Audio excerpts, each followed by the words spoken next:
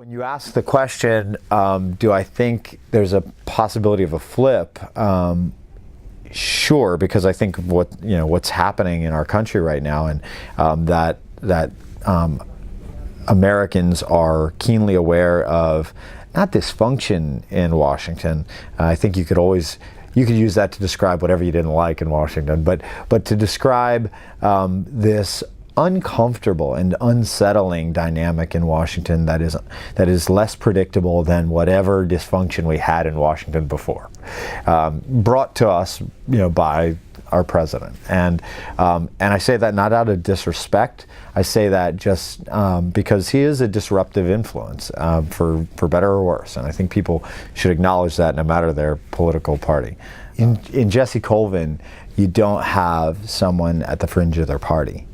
You have someone who progressives were pretty hard on him in the run-up to the primary, and what I see watching Facebook conversations is the same people that were hard on him then are saying, I was too hard on him before. And they're identifying things that they see in common. Now, not everything, but they're identifying certain things that they see in common. And I think Jesse brings to the table, yes, his military experience, also his foreign policy experience, or his foreign travel experience, if nothing else. And Jesse also brings, his experience growing up in a household of public defender and judge, people that were engaged in the justice process, and I think you've got a reformer in that sense in Jesse Colvin. So I think you've got a really dynamic individual who doesn't neatly fit into somebody's description of progressive, liberal, moderate, conservative. He is something else. He's himself. And what I know is he's a person who knows sacrifice. Jesse has, time and again, selflessly dove into the fight and been willing to say, I am going to run at the fire, not away from it. He did that when he decided to take himself overseas. He did that when he decided to come back and join the military. He's done that by running for this office, and I think he'll do it again and again. Congressman Harris disappointed you? Well, no, and we've only interacted really on one or two issues. I will say his staff is great. He's got an incredible staff locally in the Salisbury office and elsewhere. He's been accessible on the few things that we've needed from him. Most of our interactions are at the state level. They truly are. But when we've had a question or a request for federal help, we've been able to get to Congressman Harris directly.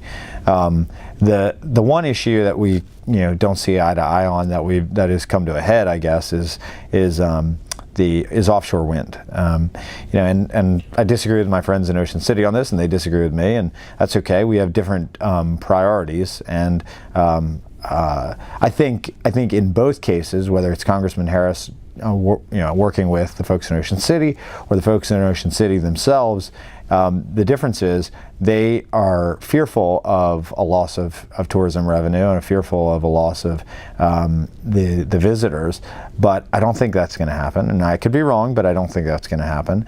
And we are hopeful. We're coming from a place of hope. They're coming from a place of fear and concern.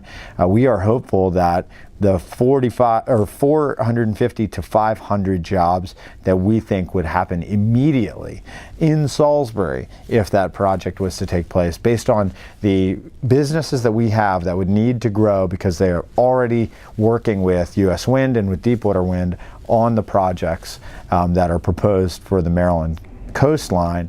We have to be committed to the workforce of our community, and we have to be committed to fighting for industry and the growth of manufacturing jobs, the regrowth of manufacturing jobs in Salisbury.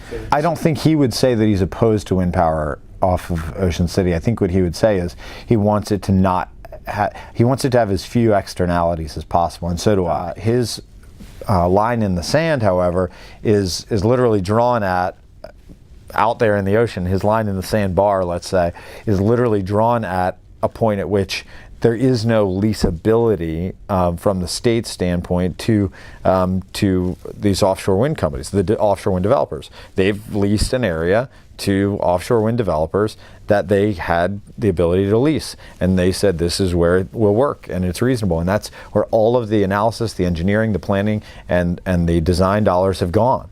And to say I'm okay with it as long as it's beyond this point is to say that I'm not okay with it. So it's, it's essentially slipping a poison pill into the negotiation. We are at a moment when I think more people are paying attention to politics and are looking for someone to set the moral compass for this nation.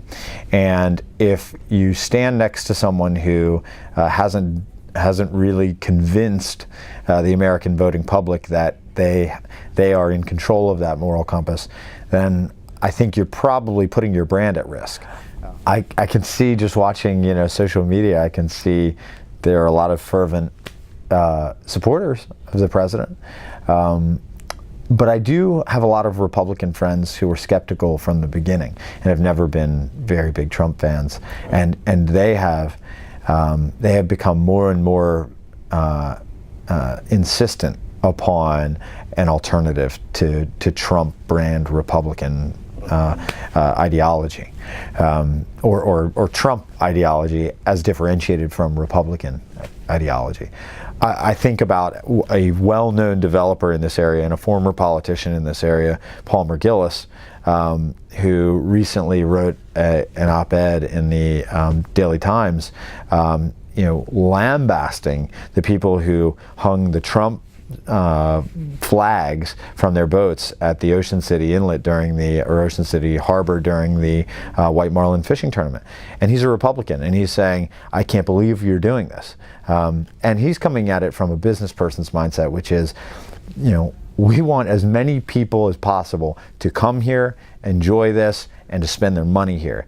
And you just right away, you made it about something that is divisive. Now, he's gotten beat up for it, but I told him the other day, you got to ignore that. You got to ignore that mentality, because you came at it from the angle that is the most focused on community, the most focused on local, and the most focused on business and the economy. I suspect that Jesse Colvin will attract more voters in Wicomico County than previous Democratic candidates for First District. He's getting out there. He's well known. There are fundraisers every week for him, it seems like, down here. He's here frequently, and he's just got he's an Army Ranger. He's an Army officer. He's got a great brand and a great